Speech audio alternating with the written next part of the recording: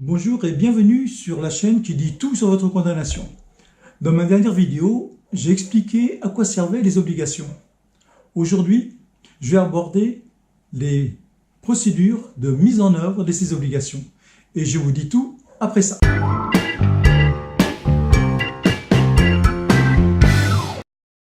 Sachez que pour qu'une obligation soit exécutée, il faut respecter un certain nombre de procédures.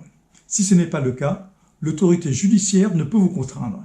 C'est ainsi que l'on voit des personnes libérées pour vice de procédure. On n'a pas respecté la procédure dans leur affaire.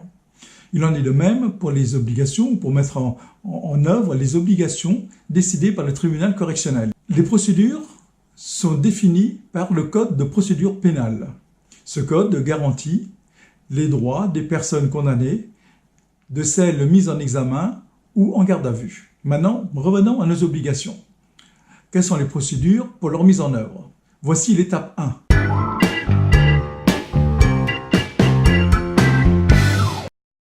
Comment la décision de jugement vous est-elle notifiée? Par huissier de justice qui vous fait signer la notification. Mais le plus souvent, c'est lors de l'audience correctionnelle que le juge vous notifie la décision du tribunal. Dans ce cas, c'est indiqué dans le jugement que notification vous a été faite. C'est le greffe correctionnel qui rédige le jugement et qui l'envoie à l'exécution des peines, bureau du procureur, qui le transmet au juge de l'application des peines.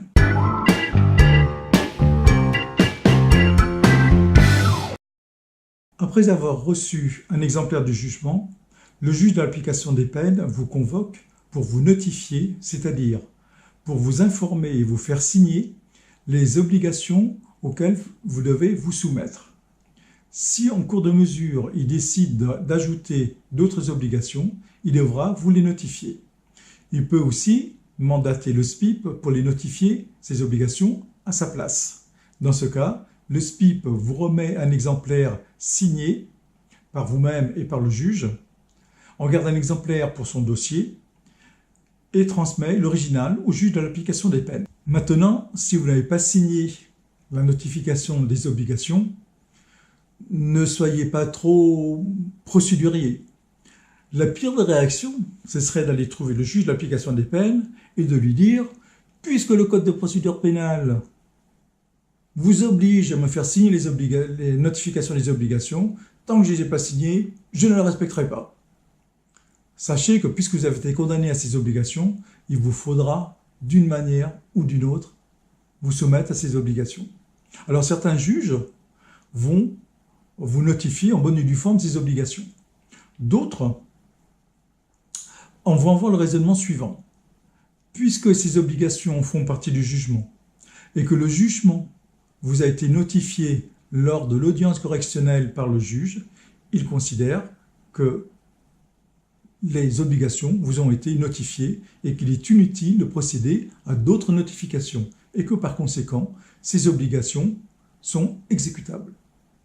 Donc, quelle que soit la manière dont ces obligations vous ont été notifiées, elles vous sont à présent opposables. C'est-à-dire que vous devez vous soumettre à ces obligations, même si vous avez refusé de signer la notification.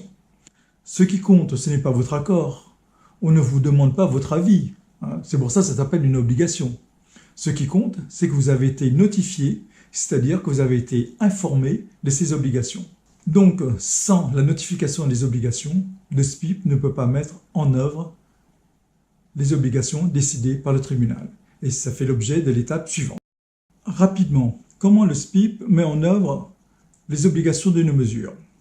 En règle générale, il vous convoque au moins 10 jours après la date du jugement. Ces 10 jours constituant le délai pendant lequel vous pouvez faire appel. Et si vous faites appel, cela suspend l'exécution de la décision de justice.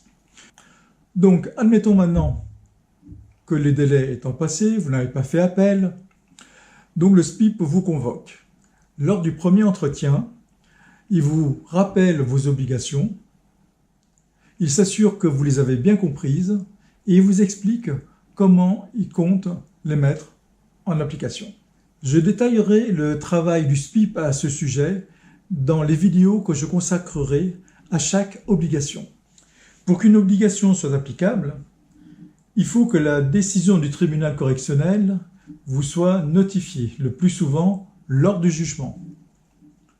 Que les obligations vous soient notifiées par le juge d'application des peines ou son mandataire. Il vous en remet une copie.